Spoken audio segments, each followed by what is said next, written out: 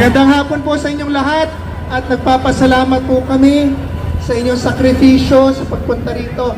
Marami po ako nakausap, meron daw nang galing pa ng Davao, Surigao, Cagayan de Oro, Batangas, Bicol, Negros, Maynila, Mindanao, Cavite,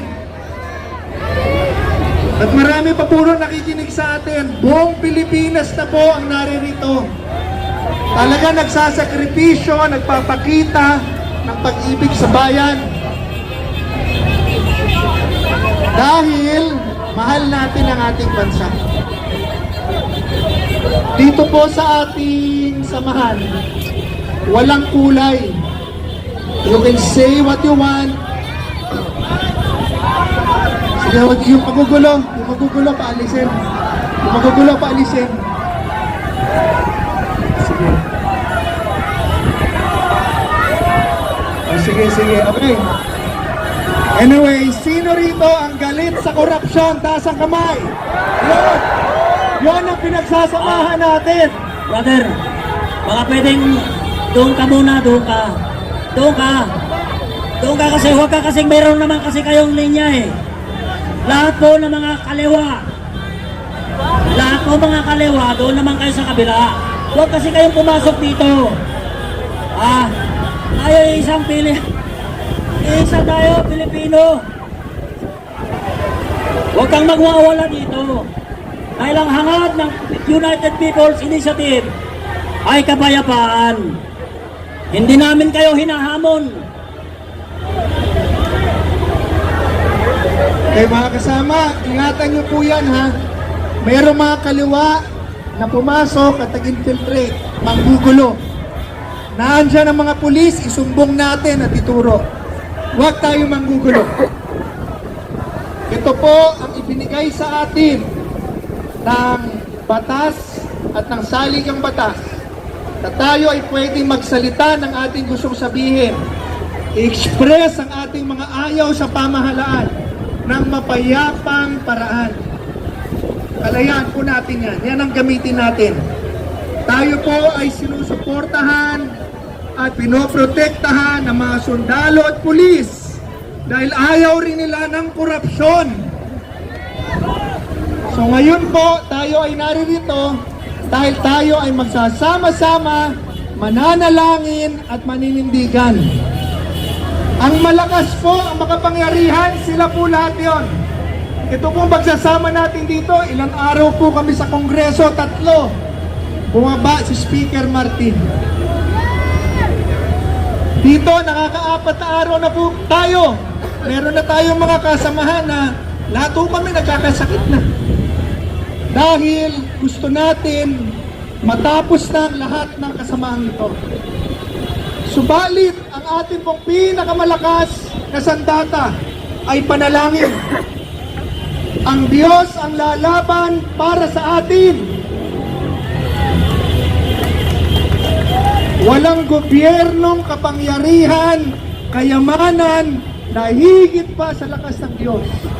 So tayo po lahat ay sasamo sa Diyos, mananalangin na bigyan ng palayain ang ating bansa sa korupsyon at pang-aabuso ng pamahalaan.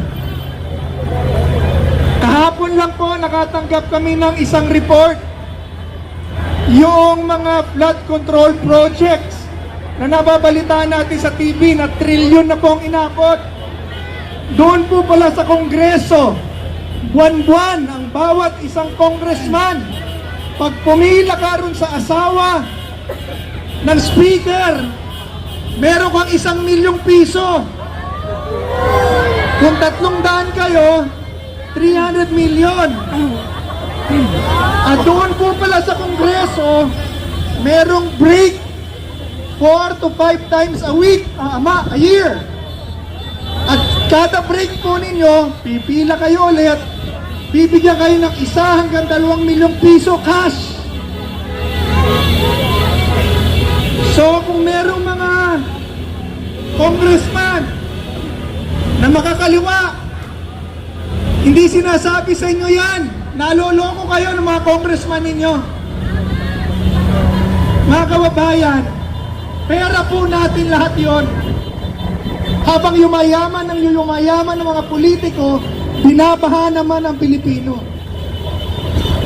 Marami pa tayong hindi nalalaman na gusto natin malaman.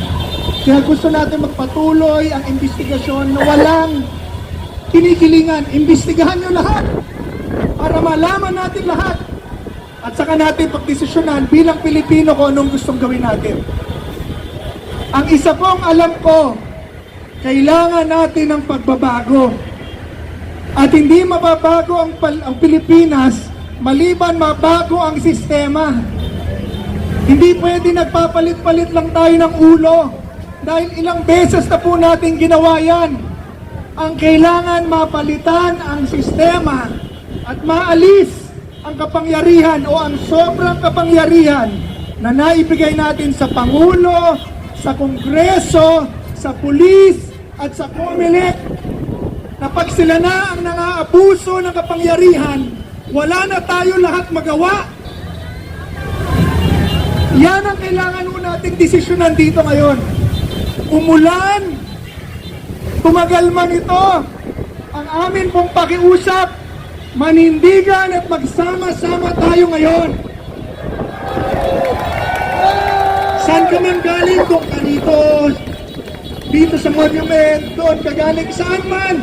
Hubarin muna natin ang ating mga politika, partido at kulay.